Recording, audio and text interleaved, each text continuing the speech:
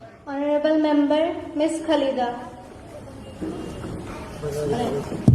Honorable Speaker, Ma'am, respected judges, teachers, and respected government house members, and all my dear friends. I stand here today to firmly oppose below 16 social media prohibition bill.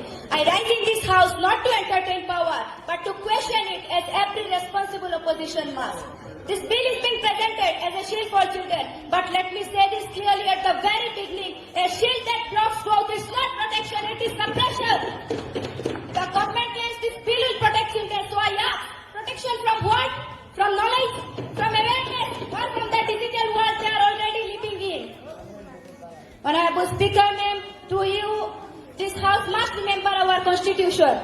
Article 19(1) guarantees every citizen freedom of speech and expression. Article 21 guarantees right to life with dignity, including access to knowledge and mental development. Article 21 ensures the right to education for all children. Nowhere, absolutely nowhere, does the Constitution say this right disappear on someone's 15th birthday. Honorable Speaker, ma'am, through you, I ask a simple question to the government house. Which article authorizes intellectual isolation of children? Let us step out of fear and look at facts and reality. Around the world, governments are experimenting with social media bans. Recently, Australia became the first country to ban social media for children under 16. Hindi newspaper reported, Australia ने 16 साल से कम उम्र बच्चों के लिए social media पर प्रतिबंध लगाया. But honorable Speaker, what happened after that? Experts want the children start using fake accounts and VPN. So I ask the government house, did they stop children from using social media? Or did it push them into hidden and more dangerous places? If a developed country like Australia is struggling, then how will this government enforce this law in every city, town and village of India?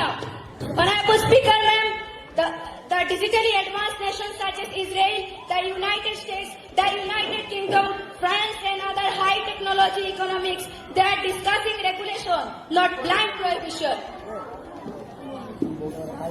Let me talk about our own India, where government own enjoying the digital petrols and want children grow up globally disconnected.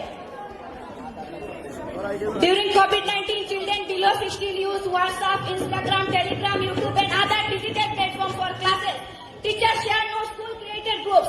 So I ask the government house, was social media safe during exam and classes but suddenly dangerous today? Did the platform change or thinking of the government change?